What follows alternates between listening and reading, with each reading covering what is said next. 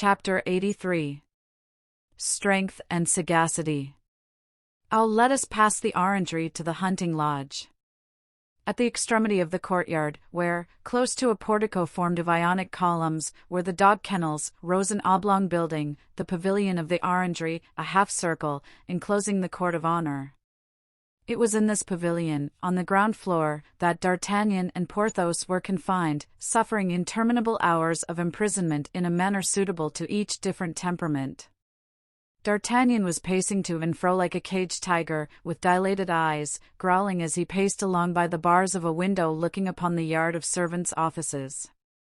Porthos was ruminating over an excellent dinner he had just demolished. The one seemed to be deprived of reason, yet he was meditating. The other seemed to meditate, yet he was more than half asleep. But his sleep was a nightmare, which might be guessed by the incoherent manner in which he sometimes snored and sometimes snorted. "Look," said D'Artagnan, "day is declining. It must be nearly 4 o'clock. We have been in this place nearly 83 hours. "Hem," muttered Porthos, with a kind of pretense of answering. "Did you hear, eternal sleeper?" cried D'Artagnan, irritated that anyone could doze during the day, when he had the greatest difficulty in sleeping during the night. "What?" said Porthos. "I say we have been here 83 hours. "'Tis your fault," answered Porthos. "How, my fault?" "Yes, I offered you escape." "By pulling out a bar and pushing down a door?" "Certainly." "Porthos, men like us can't go out from here purely and simply." "Faith," said Porthos, "as for me, I could go out with that purity and that simplicity which it seems to me you despise too much." D'Artagnan shrugged his shoulders. "And besides," he said, "going out of this chamber isn't all." "Dear friend," said Porthos, "you appear to be in a somewhat better humor today than you were yesterday. Explain to me why going out of this chamber isn't everything." "Because, having neither arms nor password, we shouldn't take 50 steps in the court without knocking against a sentinel." "Very well," said Porthos, "we will kill the sentinel and we shall have his arms." "Yes, but before we can kill him, and he will be hard to kill, that Swiss, he will shriek out and the whole picket will come, and we shall be taken like foxes, we, who are lions, and thrown into some dungeon, where we shall not even have the consolation of seeing this frightful grey sky of Rouen, which no more resembles the sky of Tarbes than the moon is like the sun. Lack-a-day! If we only had someone to instruct us about the physical and moral topography of this castle. Ah!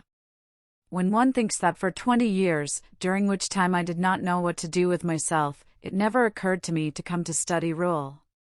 "What difference does that make?" said Porthos. "We shall go out all the same. Do you know, my dear fellow, why master pastrycooks never work with their hands?"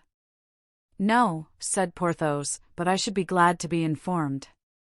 "It is because in the presence of their pupils they fear that some of their tarts or creams may turn out badly cooked." "What then?" "Why, then they would be laughed at, and a master pastrycook must never be laughed at." "And what have master pastrycooks to do with us?" "We ought, in our adventures, never to be defeated or give anyone a chance to laugh at us.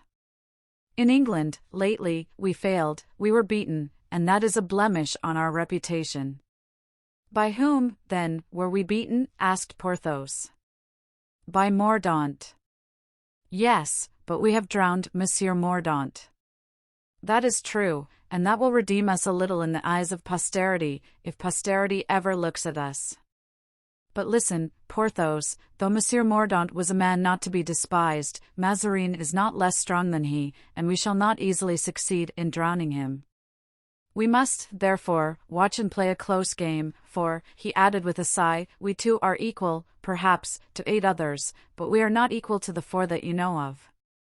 "That is true," said Porthos, echoing D'Artagnan's sigh. "Well, Porthos, follow my examples, walk back and forth till some news of our friends reaches us or till we are visited by a good idea. But don't sleep as you do all the time, nothing dulls the intellect like sleep." As to what may lie before us, it is perhaps less serious than we at first thought.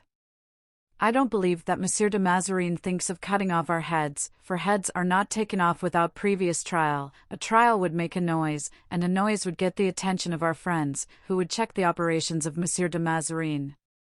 How well you reason, said Porthos, admiringly.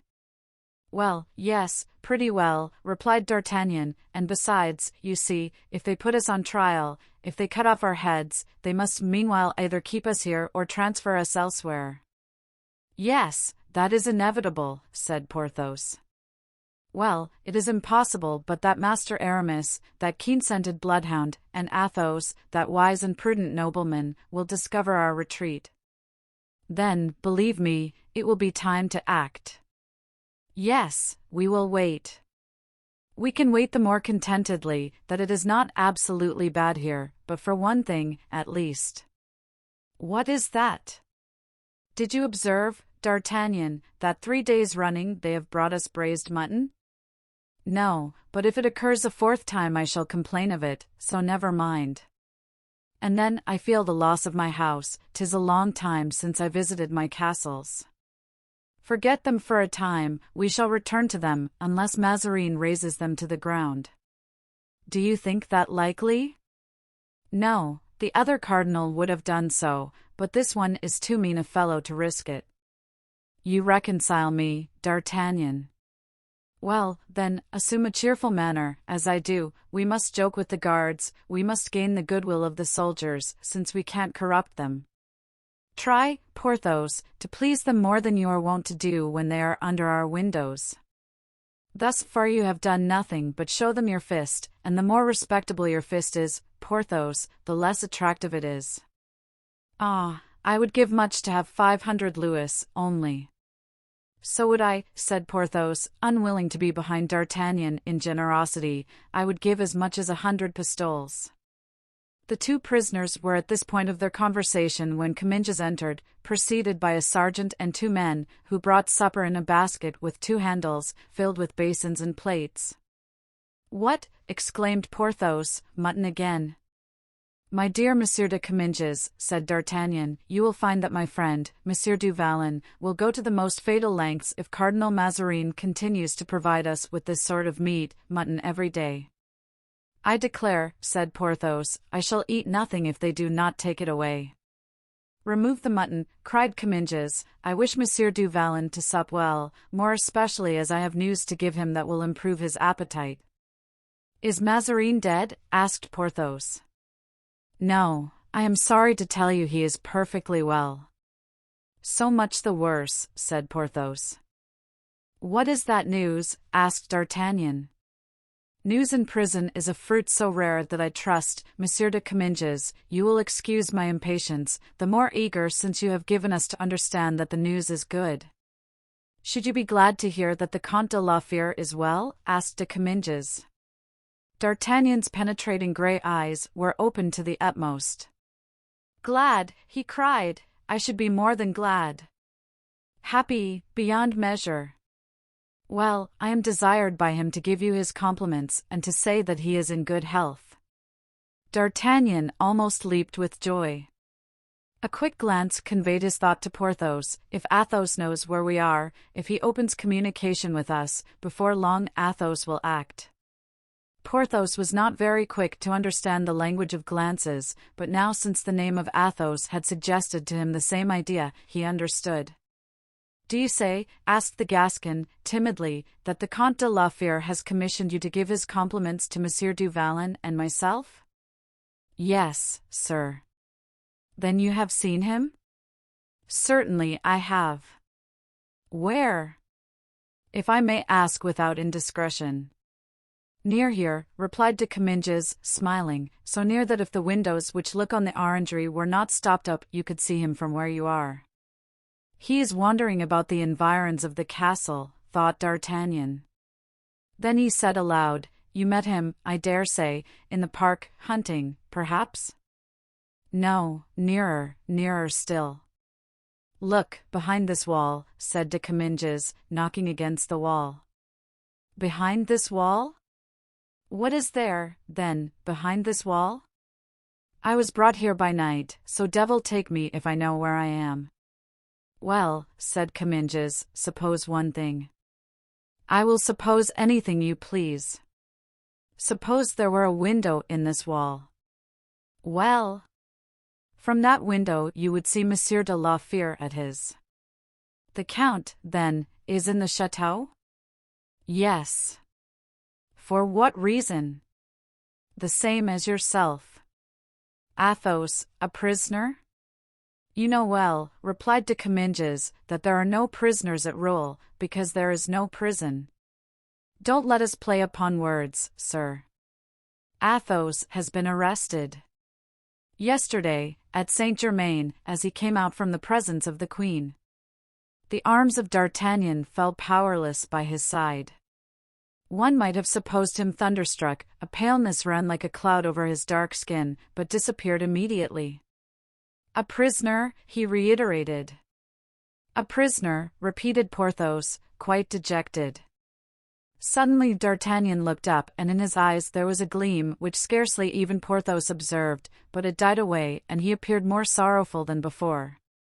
Come, come, said Comminges, who, since D'Artagnan, on the day of Broussel's arrest, had saved him from the hands of the Parisians, had entertained a real affection for him, don't be unhappy, I never thought of bringing you bad news.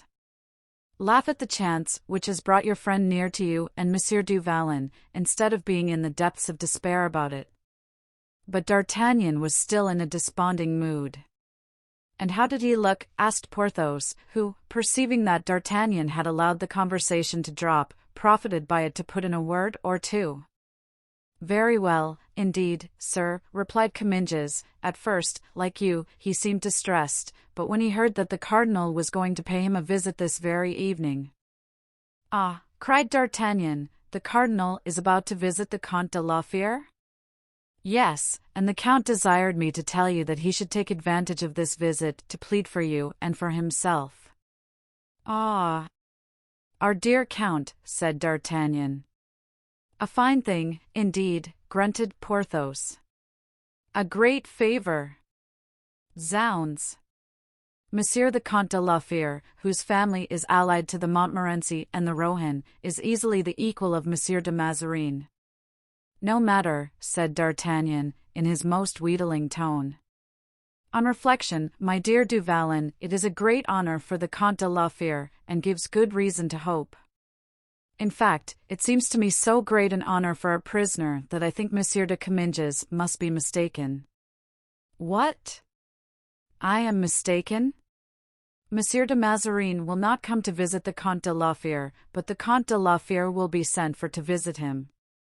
No, no, no, said Comminges, who made a point of having the facts appear exactly as they were. I clearly understood what the cardinal said to me. He will come and visit the Comte de la Fère.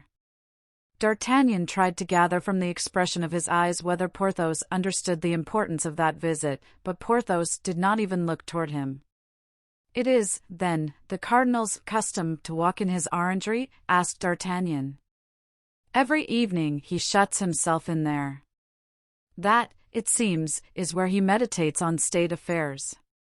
In that case, said D'Artagnan, I begin to believe that Monsieur de la Fère will receive the visit of his Eminence. He will, of course, have an escort. Yes, 2 soldiers. And will he talk thus of affairs in presence of 2 strangers? The soldiers are Swiss, who understand only German.